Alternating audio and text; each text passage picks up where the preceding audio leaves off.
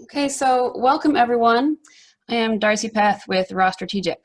We're contractors to EPA. Welcome to today's webinar, Sustainable Financial Management Planning for Water Utilities. I'm going to go ahead and begin the webinar.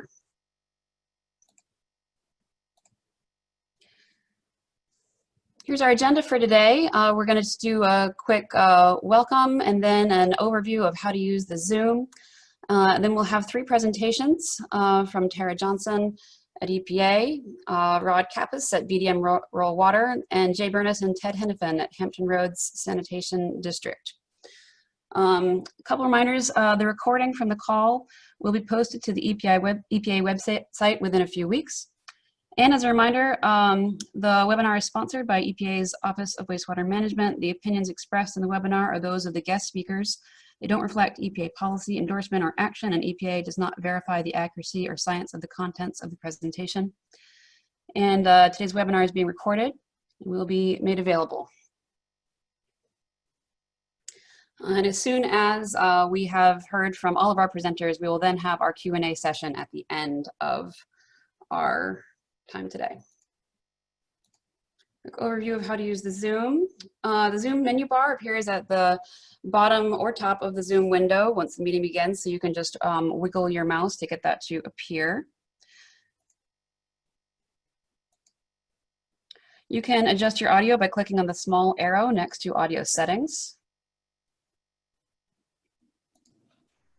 You can chat any technical issues about connecting to the webinar by clicking on that chat option in the toolbar, and that sends the chat message to the webinar host. And finally, that Q&A button allows you to ask questions about the presentations of the host and the presenters. We will read your question aloud, time permitting, during the Q&A portion at the end of the webinar. And we do ask that you use the Q&A button for your questions. That helps us to monitor all the questions that are coming in and make sure that we answer them in the order that they came in, and reserve the chat just for technical issues, if you don't mind. Thanks. Okay, our first presenter is going to be Tara Johnson. Tara works in EPA's Water Finance Center. Tara leads communications and outreach for the center and manages EPA's Water Finance Clearinghouse. During her over 20-year career at EPA, Tara has worked on a variety of water sector issues, including water infrastructure security, strategic planning, and support for small and rural wastewater systems. I'll hand it over to you, Tara. Okay, thank you, Darcy. And thank you again to everyone for joining us today on this first webinar that we're having. Okay, we can go forward. A little background on the Sustainable Financial Management case studies and what we found for this webinar today. Water sector utilities across the nation face mounting financial challenges. Aging infrastructure, changes in population and demand for water services, and new environmental and public health challenges drive utilities to look for innovative approaches to ensure they are on sound financial footing for the future. Some utilities are embracing sustainable financial planning practices by projecting revenue expectations, capital improvement needs, and expenses years into the future. In the process, utilities are examining the adequacy of their capital and operational budgets to meet desired service levels. These forecasting methods support developing a revenue approach to help ensure there will be sufficient funds to address needs that arise in the coming years. Financial planning can be a key component of overall system preparedness, including laying the groundwork for response to crises such as the current COVID-19 pandemic. This planning can help ensure continued access to clean water for drinking and hand washing, which is essential during the pandemic, and can also help justify requests for relief funding. Some utilities are already experiencing this. For example, Hampton Roads Sanitation District, who you'll hear from later in the webinar, was able to freeze rate increases for 2020 to give relief to ratepayers during the pandemic. This was possible due to careful long-term financial planning. Next slide.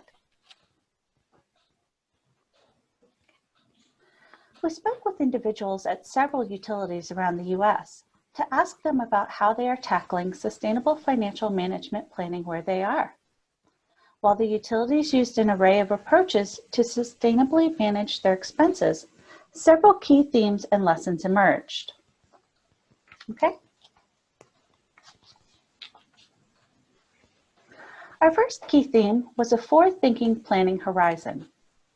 Sustainable financial management planning is grounded in an approach that ensures all costs are budgeted at an appropriate level and that utilities can embrace this philosophy through financial forecasting and cash flow modeling. Utilities that have developed these forward-thinking visions have seen substantial benefits. Financial forecasting helps utilities manage near-term operational budgeting, focusing on cost control and boosting efficiency. Ensuring annual budgeting is consistent with financial planning has helped utilities cover necessary expenses, both anticipated and unanticipated, as well as structure capital expenses over time, consistent with strong financial health. Some utilities benefit from decades-long planning horizons. Several of the profiled utilities moved out to 10 or 20-year forecasting to provide a backbone for their financial management efforts. Other utilities may be better suited to shorter range planning, especially those who are in the early stages of sustainable financial management planning. To build out the planning forecasts, utilities develop tailored approaches for modeling future revenue and expenses, examining several factors. They studied their expenses and whether they were adequately covering costs consistent with desired service levels. From this information, some utilities determined whether they needed to enhance their budget in any areas. They gathered data on factors influencing future revenue and long-term capital planning needs and associated costs. Some developed detailed year-to-year models, displaying how revenues could potentially play out under different scenarios. Many of these utilities established their forecasting efforts as quote-unquote living models, undergoing an iterative process to improve and update them to provide more comprehensive and accurate modeling into the future. All right. These costs that factor into future modeling include capital and operations and maintenance costs, as well as other factors like labor-related costs, for example, increasing medical costs or retirements. Several utilities decide to take a close look at long-term capital planning and incorporate those anticipated costs into rate modeling.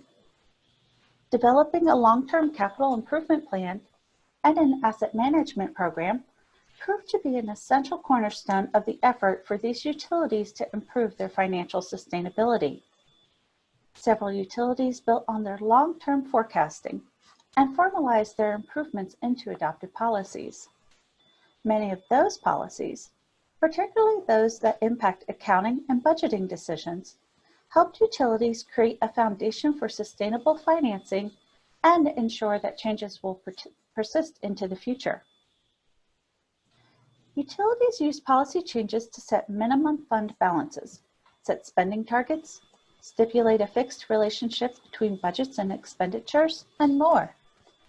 These policies will ensure that sustainable financial management will remain a priority through future changes in utility leadership and through future events that might otherwise impact budgeting decisions.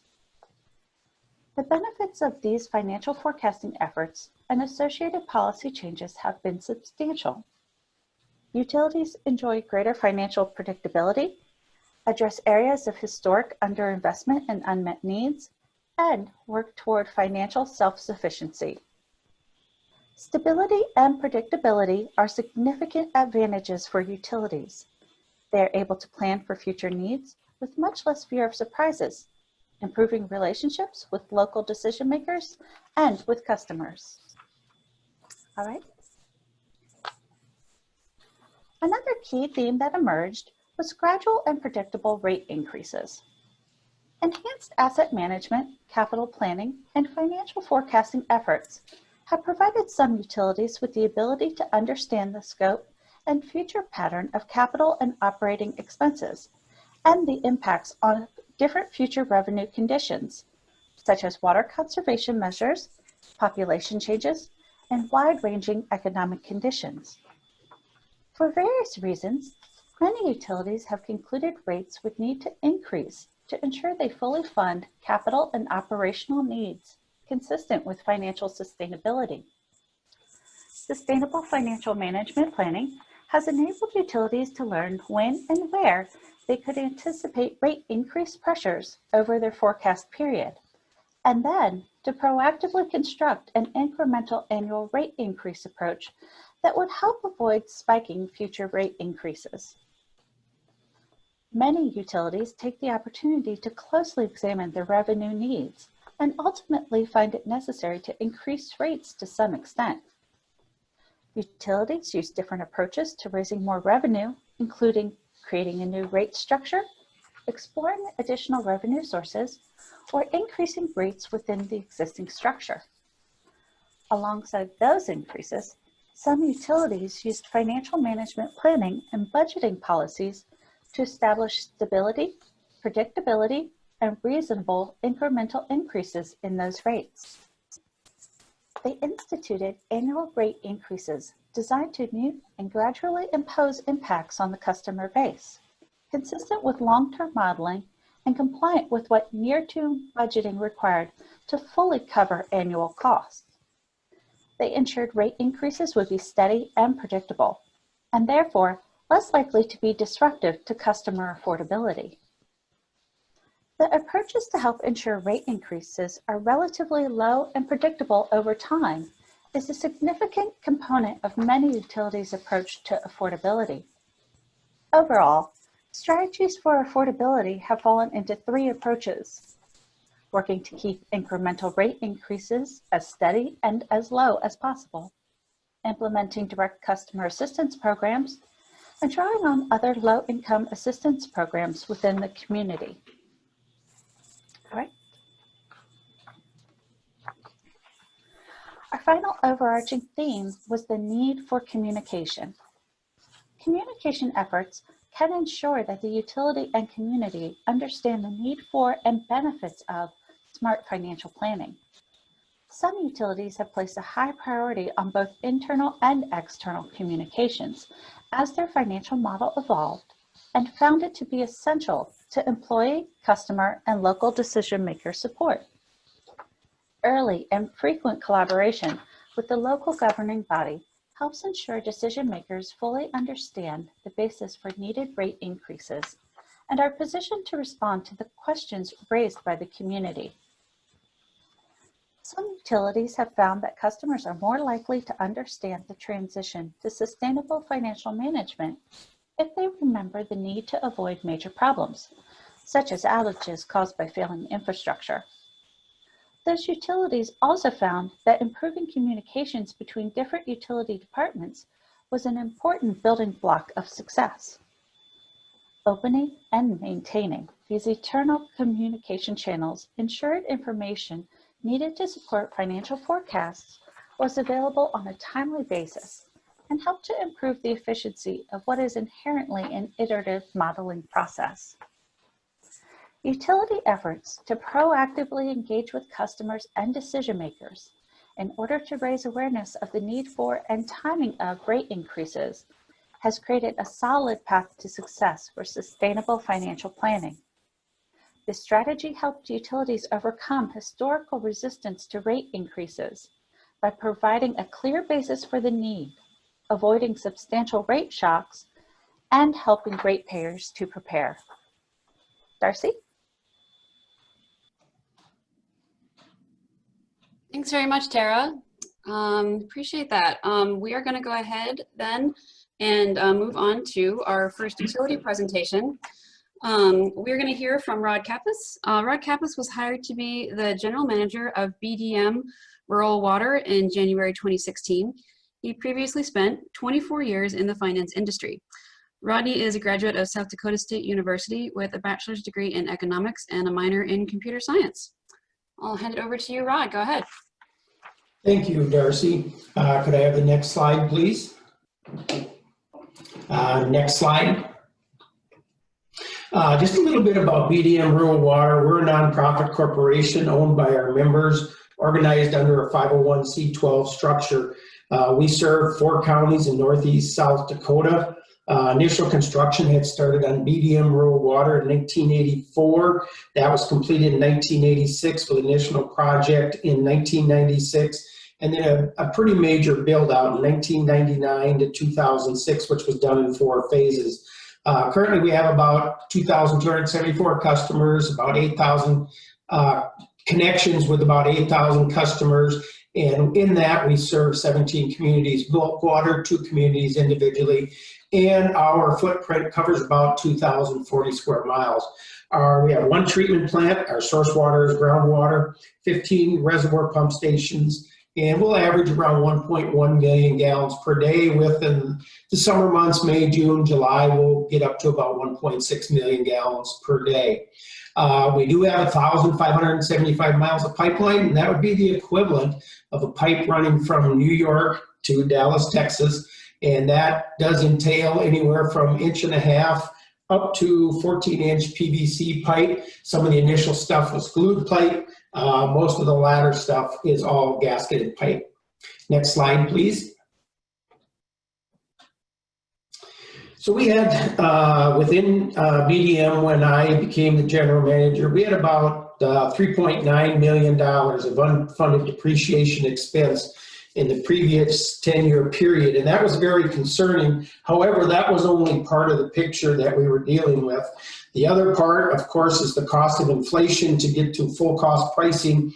If you look at 2.5% inflation rate, that asset's a place that's going to double in about 28 years. If you use 2.75 inflation, it's going to double somewhere just shy of 26 years.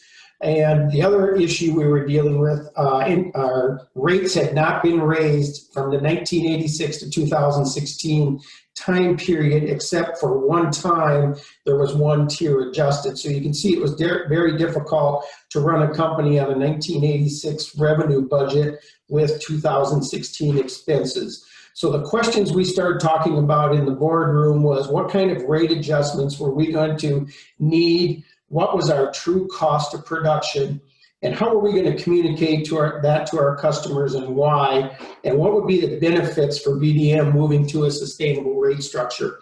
And some of the definite benefits are listed on the screen there, and that would be moving to a proactive versus a reactive decision-making process. The landscape had been such that in the morning, our meetings with our operators, we would talk about what went wrong yesterday or last night, and what kind of emergency situations that we have to deal with today.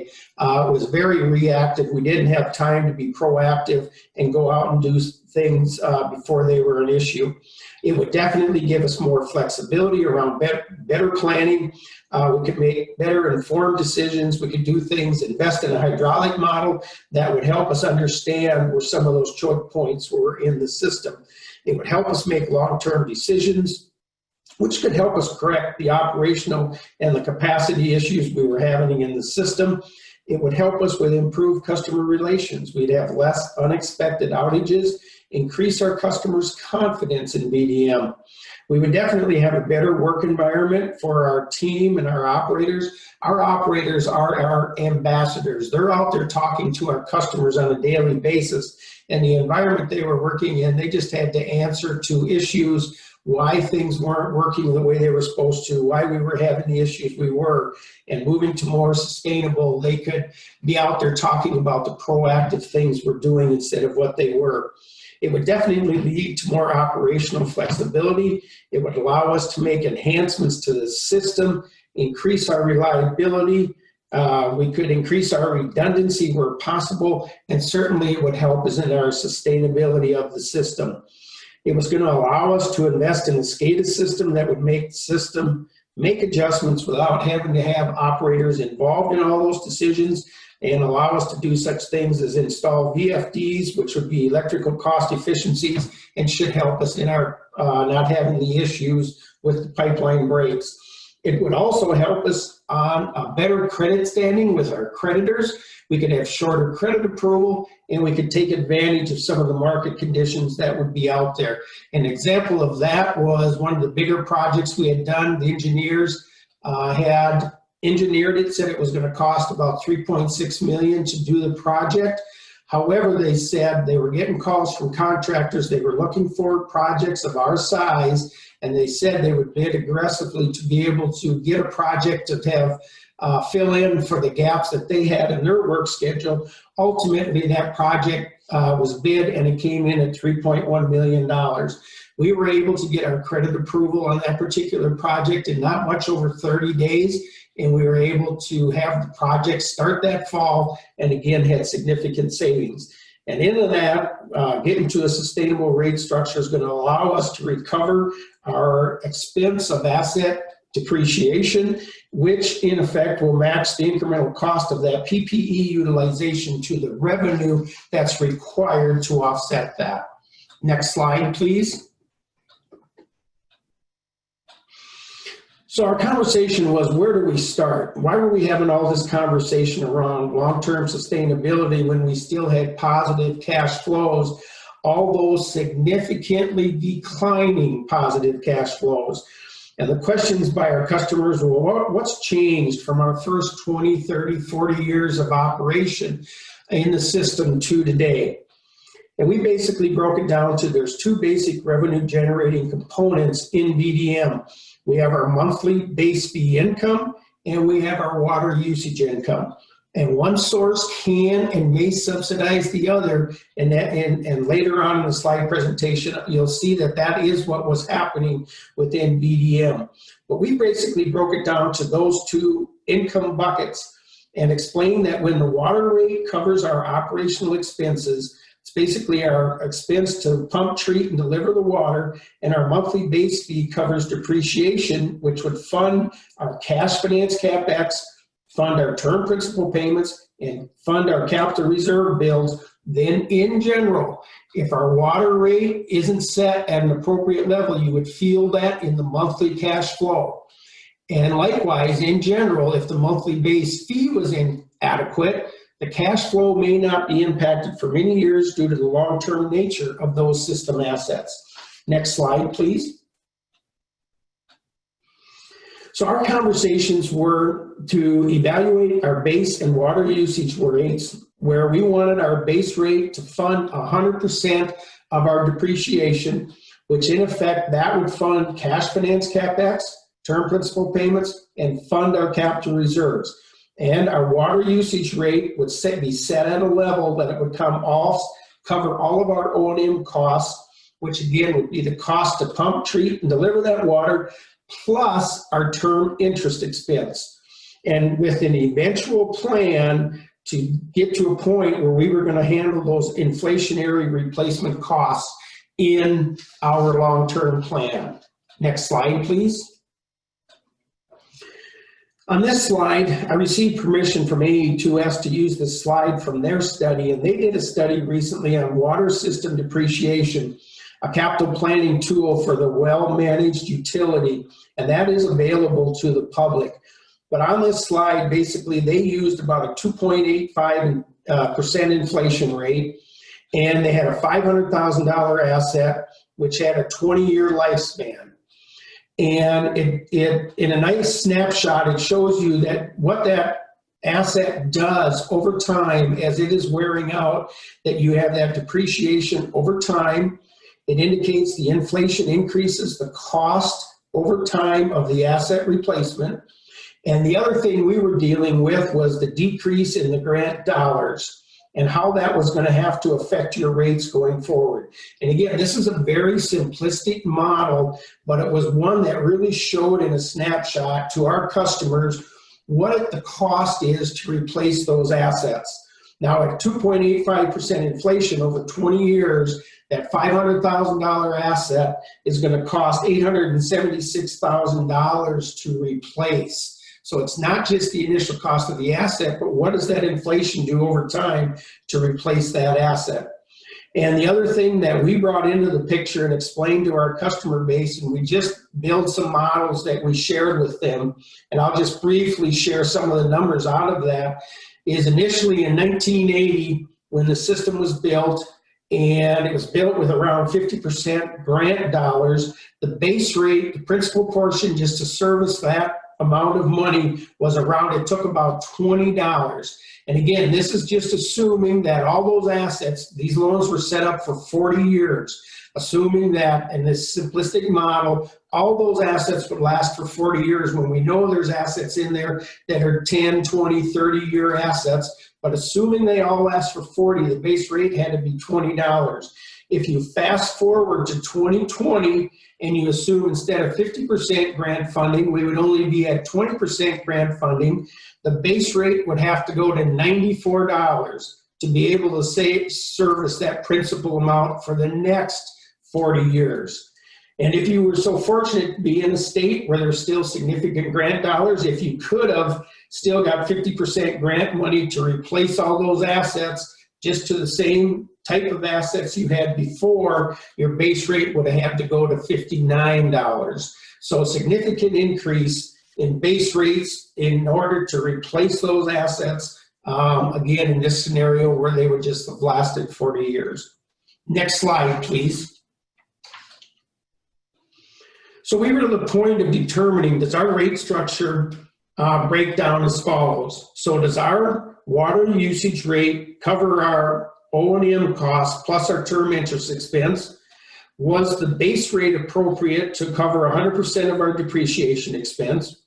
And ultimately, and this is a work in process, to have a plan to fund the future replacement value with a combination of debt and system reserve financing long term.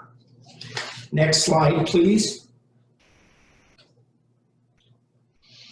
So these next two slides, I'm basically going to share where we were back in 2015-16, the decisions that were made by the board, and then we'll look at 17, 18, and 19. So in 2015, you can see we had unfunded depreciation of about $500,000. Our average water revenue rate was $2.51 per 1,000 gallons of water purchased. We didn't go back and figure what our O&M cost was in 15. We were trending that in 16, but it was running at about the same level. So if we assume that our cost, O&M cost plus our term interest expense was running at about $3.66 per 1,000, we had a negative. Every gallon of water that we were pumping, treating, and delivering, we were losing money on.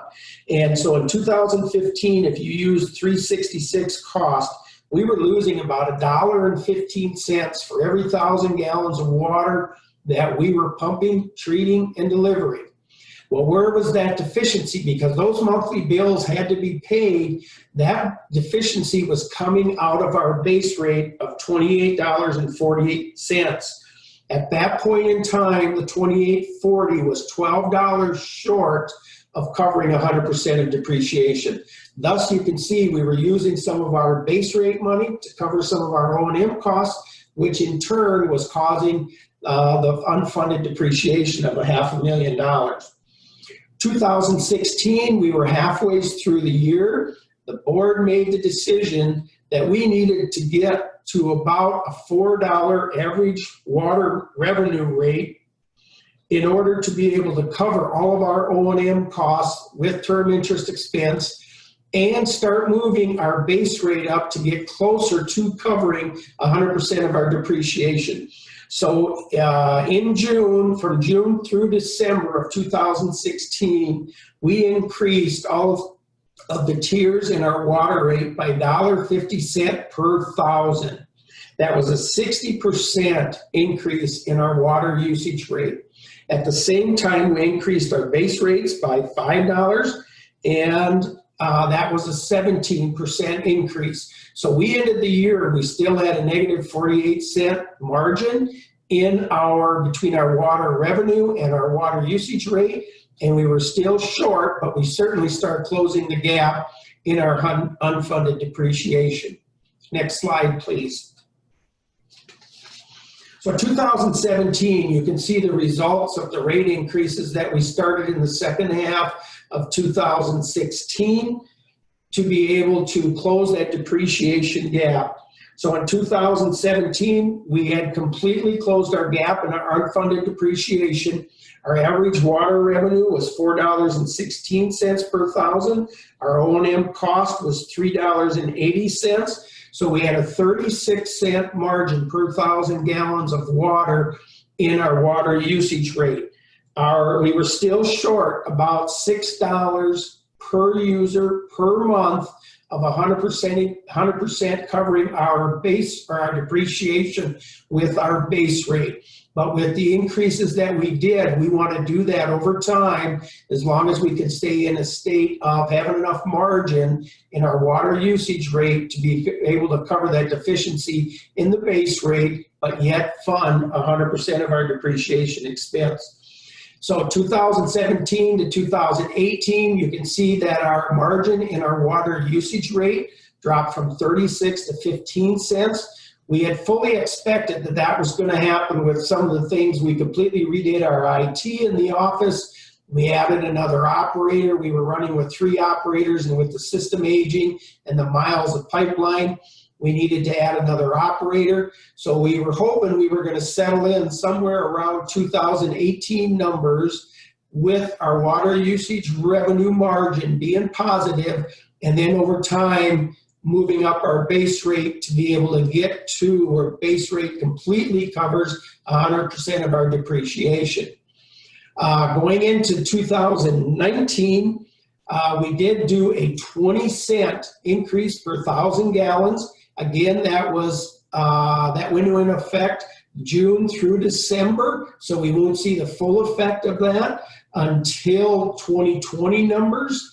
And you can see our margin in our water revenue dropped from 15 down to 6 cents, and that was primarily due to some significant leaks that we had, some significant expense on those leaks in an area that the soil conditions aren't conducive to going in there, and we've had very high water levels. We've been extremely wet for the last couple of years. So our margin did decrease further than we hoped, and unfortunately, some of those significant loss or significant leaks had carried over into 2020.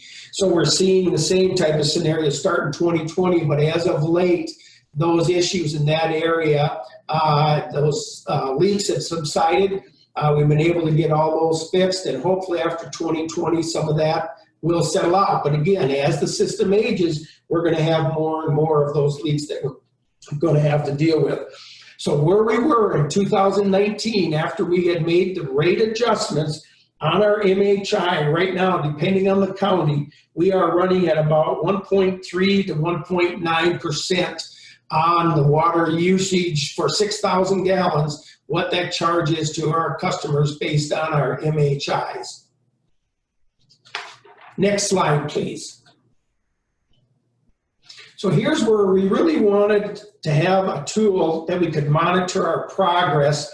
Are we reinvesting back into the system and maintaining basically our assets over the long term? And ideally, the perfect scenario would be is if our assets, our PP&E, debt PP&E, over time, that would grow at least by the level of inflation, showing that we're maintaining those assets. So initially, we were just going to graph our net PP&E, but we were starting to make some significant increases in contributions to capital reserve accounts. And again, we're not going to reinvest those dollars every year. So really, to get a true picture, we needed to include the net PP&E plus our reserve accounts. And then looking at our total assets with those two account asset categories pretty much moved in relationship to what we were doing as far as reinvestment into those assets. Now, the part you have to continue to look at also is what's happening on the liability side. Because if you go out and you borrow a bunch of money, or if you take some of those capital reserves and accelerate and pay down on debt, it may not look as good. So there's multiple graphs we're going to continue to watch to make sure that we're continuing to maintain our PP&E asset base. When you look at these numbers, the number in 2008 and 2009, where we showed the significant increase in our total assets, That is really misleading, because really what happened in those 2 years is there was significant increase in capacity that was built in the system, and the increase in the assets was not due to replacement of existing assets. That was addition to assets in the system. So that's a little bit misleading, but when you look from 2010 on, you can see what was happening to BDM's assets, which pretty much mirrored our PP&E. There was not replacement, or there was not reserves built to maintain the assets used to pump, treat, and deliver this water, and there had to be some changes made to correct that. In 2019, actually our total assets went up by 2.2 million. However, there was a large portion of that was assets that were added to the system, which was financed with about $2 million of borrowed money. So when you pull that back out, and I'm going to say normalize it, we did start bending the curve, and our net PP outside of the assets that were added to the system, our net PP&E went up by about 280,000. So we grew that asset category by 1.4%. Probably not quite what inflation is, but this is going to be very challenging as we go forward to at least try to maintain, but trying to grow those assets at the rate of inflation or maintain your PP&E will be a continual challenge for us. Next slide, please. Rod, this is Darcy. I just want to check the time. I just want to make sure we are going to have enough time for a third presentation. So just letting you know that. Yep, I am about ready. I'll just wrap up with this slide. So the keys to our success was communication with our ratepayers. And again, it was mentioned earlier by Tara. We have a quarterly manager Quality on Tap magazine, annual meetings, in-person meetings with municipalities. We now plan for depreciation. We include that in our budget, in our capital improvement planning process. It has provided us financial stability. We were able to refinance all our debt. Our interest expense has decreased. We did, when we re-ammed all of our existing debt, we kept the payments the same and shaved off 4 to 5 years off those term loans. And then this last point is very key for us. We have a commitment that we are going to finance the new assets that we finance will only be financed for the life of those assets. Today, we've got 20 years left on our original loan of 4 years. Those assets are wore out.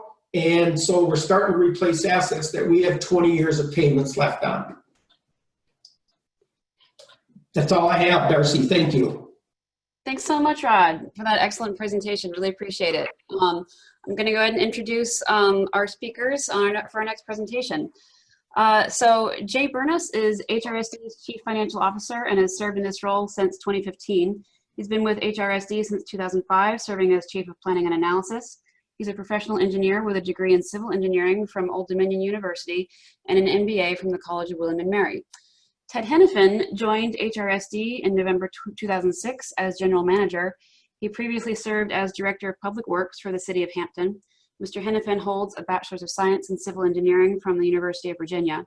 His career has spanned more than 35 years with a focus on public works and utilities in federal, regional, and local government and Hampton Roads. I'll hand it over to the two of you, Jay and Ted. Thank you, Darcy. So this is Ted, and I'll be starting off, and Jay will fill in, like I said, in the middle part, and we'll wrap through these. So next slide, please. And that is where we're going from here, and we'll go to the next slide. So for those who aren't familiar with Hampton Roads, we're southeastern Virginia. We're Norfolk and Virginia Beach area. We cover that right at the mouth of the Chesapeake Bay in the Mid-Atlantic. Next slide, please. Large service area, about 3,100 square miles. We serve 1.8 million people. About 20% of all Virginians are our customer. Next slide, please. We're a wastewater-only organization, and the water issues challenging us are many. As Tara pointed out in her early presentation at the beginning of the introduction, the challenges including aging infrastructure and new regulation really driving us. The new regulations focused on the compliance cleanup at the Chesapeake Bay and wet weather sewer overflows, along with a number of other things. Next. So this is a nutrient issue. This is our plan as of 2010. We had each of those blocks represents a major investment in an existing treatment plant, is we were trying to reduce the amount of nitrogen and being discharged in Chesapeake Bay. And each one of those blocks represents anywhere from $50 to $150 million of investment.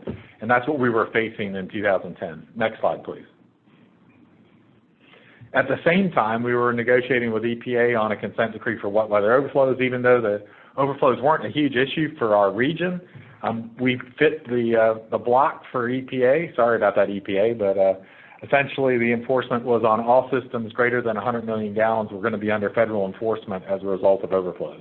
Next slide, please. So the budget I inherited when I got here in fiscal year of 2007 had no forward-looking aspect to it. It was purely an operational budget that looked back, and that maintained some pretty low rate increases going in the past. Next slide, please. So our first long-range forecast, long in quotes, was really looking forward at 12 years. 5 years going up from 2008 to 2012. And really trying to understand what we would be spending on capital and what would be available to spend and how to finance that. Next slide, please. This gives you a little idea of the history. If you look pre-2007 timeframe on this to the far left, you see that our capital investments were pretty small. And again, this is a system that serves 1.8 million people treats roughly 150 million gallons a day, and we're spread out over a large area. We were definitely not keeping up with the required capital investments, and then you add new regulation and SSO. So when we looked forward, and again, this was as projected in 2008, that's what we thought we'd be spending annually in our CIP going forward to meet the new regulations as well as replace aging infrastructure. Next slide, please. So that was going to require rate increases, and again, this is projections from 2008. This was the slides we were working on at that point in time, showing our average monthly bill as compared to MHI, which we were projecting forward. Next slide, please. And similar to Rod, what he mentioned with BDM, we hadn't really done many rate increases. We'd stayed right at CPI up to about the 2006 timeframe. And then this is the green line shows our projected monthly bill going forward as opposed to inflation. So significant impact. So while you were stressing the idea of steady rate increases, it doesn't always, if you don't do it early enough, they aren't necessarily reasonable. They're steady but high. Next. So we brought in a financial manager, PFM, which has been working with us since then. Next slide, please. And the first thing we asked them to do was, how do we compare to other utilities? And so they developed a list of comparable utilities for us to look at and really benchmark against. Next slide, please. And we found in some areas we were bigger than a lot of the comparisons. That's us in the dark blue bar. So number of customer accounts, we were one of the largest. Next slide, please. And total debt, we didn't have much debt because, as you saw our capital plan, we weren't really investing much in our system, so we were doing most of that with cash and had very little debt outstanding. Next slide, please. And the debt per customer, really small when you combine those two. Next slide, please. Debt service coverage was a little bit better than some. But again, we weren't investing a lot. Next slide, please. But what was interesting is we had very low reserves compared to our peer group. Next slide, please. Very low working capital, like the bottom of the peer group. Next slide, please. Operating margin, terrible. Next slide, please. So all that led to our commission. Based on that information, we were able to bring to them the idea that we really needed a financial forecast that would target metrics across a 20-year period that would be consistent with a rating agency's strong AA rated credit. And our idea there was we didn't want to set a credit rating goal because you really can't control what the rating agencies ultimately decide to them for credit. But we could set it on based on metrics that we knew were comparable to other similar rated agencies. So that's where we started. And I'll turn it over to Jay to talk about how we got there, moved on from there. Next slide, please. Good afternoon, everyone. And just taking a big picture step back in terms of what I'm going to be talking about today in terms of our financial model is it essentially takes the revenue we project, subtracts the expenses, subtracts projected debt service, and what you have left over, and other private companies might consider profit or retained earnings, is cash for our capital program. And I'll talk about each one of those individually. Next. So in terms of our revenues, there's two major variables. It's water consumption and our wastewater rate. Over 90% of our operating revenues comes from water consumption. Next. And just like many utilities in the country, we're seeing a declining trend, but at least in the last 3 years, it looks like it's flattening out. But let's take a little bit of a deeper dive into that. Next. So if you look at the 5/8-inch meter data, which is surrogate for residential meters, since 2009, the average decline is like -2.7, but in the last 6 years, it's been a little bit less than that. But big picture, that if the average residential consumption is down 1.8%, we're thinking that the new accounts are offsetting the declines. And so in our forecast, we assume a 1% decline in water consumption. That was a change too. Yeah, that was a change. We used to forecast flat. Yeah. It really distorts the model. If you aren't looking at what your billing consumption is going to be based on, you're really going to mess yourself up over 20 years. And it's very sensitive to water consumption, as you can imagine. Next. And these are our historical and projected rate projections. As we talked about before, in 2021, we're projecting no rate increase. It was supposed to be a 9% rate increase, but because we have such a strong financial plan and a really good financial model that we have a lot of confidence in, we felt comfortable that we could forego that and rebuild the model to take all of that into account. Next. And just this is another slide that Ted said, in terms of projections from 2008, we're actually pretty close to where we thought we'd be in terms of average residential bill. Next. Now, in terms of forecasting expenses, we keep ours at a high level in terms of our account codes and budget items, but the most important thing in the expense side is make sure you include new O&M costs for new facilities. We're going to talk about that in a little bit. Next. And there was a question about, do you use a flat inflation rate? But we use is historical data. We feel good about how we've been accounting for our major account codes since 2000. And so we just look at historical CAFR data when we come up with inflation rates. So we assign an inflation rate for each one of those major account lines instead of using a flat 3%. Next. And one of the things we saw was, if you look from 2008 to 2019, just looking at chemicals and utilities, it's been actually pretty close to flat. And one of the reasons why we think is because we created a research and development division in 2008.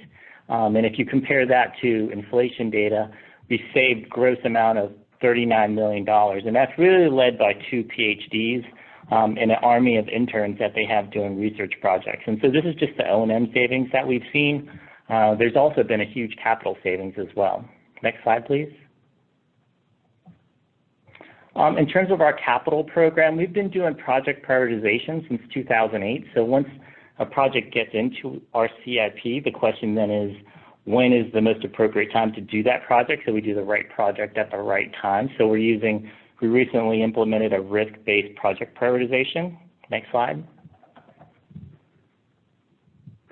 We've also implemented several years ago a concept of program contingency, because what's the theoretical likelihood that every project with a 20% contingency would use up all of that contingency in that given year? So we stripped all the projects just for capital cash flow projections. We stripped all those contingencies out, and we assigned contingencies at a programmatic level. Next slide, please. And in terms of contingency, it's not about how much you spend, but it's also about when you spend that money when you're doing these cash flow projections for CIP. So we looked at the data, and based on the different project type it is, we'll assign a scheduled contingency, and this is using our level 4 work breakdown structure. Next slide, please. And when you put it all together, we get a capital spend projection, and it's really an iterative process in terms of where the regulatory deadlines are, priorities, and what we can afford to spend relative to our targeted debt service coverage ratio. Next slide. And so one of the biggest things that comes out of our financial model is the debt engine. This is PFM's model. It's called Future Perfect. And what the top graph shows are those blue column bars. That's the capital spend. And that red line overlaid on that, that is our cash available for CIP. So if you see the blue bar above the red line, that means we don't have enough to pay for our planned capital spend that fiscal year. So that's the amount we have to borrow. And so what the graph on the bottom shows is we're borrowing money. Those blue column bars are when we are issuing new debt. And the red line is our debt service. And so that's what really the model is calculating. Next. And so this is just an example of our pro forma that gets built. It's a 20-year forecast. It's included in every one of our budget cycles. We also include a version of this in Excel online on our investor website for rating agencies and existing and future bond investors. Next slide. And probably one of the most important financial metrics is our debt service coverage forecast. And so it really tells you a lot what's going on behind the scenes. And so between now and 2025, you see debt service coverage increasing. But once about 2025, 2026, the first SWIFT plant comes online. And we've just issued a lot of debt. And so you see the coverage take a hit. It starts to level off. So we've got new SWIFT plants coming online up through year 2032. And then it starts to level off as we continue with more capital expenditures in that time period to meet our consent decree requirements. Next slide. And so we always compare our financial metrics to the medians. We're pretty much in line with large entities in AA. Where we don't fall in line is in our days cash on hand, and we've told the rating agencies that we don't feel comfortable holding on to $300 million in our savings account when we're raising rates at 9%. And so we have a financial policy that says that we would have a low of 270 and a high of 365 days cash on hand from a liquidity perspective. Next slide. And so there's lots of benefits to having a model. Probably one of the biggest ones, just big picture, is capital planning. So you can actually work the model backwards to say, how much can you afford? Let's say you don't have any increases. How much can you spend in your capital program? Or you can do all kinds of different scenarios. And when you have a lot of confidence in it, it helps to bring it to your board that when you're planning something, you're trying to make big decisions, you can run it through your model, and you can run sensitivity analysis and all kinds of things with this model. Next slide. And so in terms of strategy execution, we did a redo of what Ted talked about in terms of comparing ourselves to other rated utilities in 2015. And one of the things that was lacking at the time was debt service coverage ratio. And so we rebuilt the whole financial model around that time, and we've just really been executing on that strategy in the last 5 years. And then in that time period, we've had 3 ratings upgrades and 3 in the last 2 years. Next slide, please.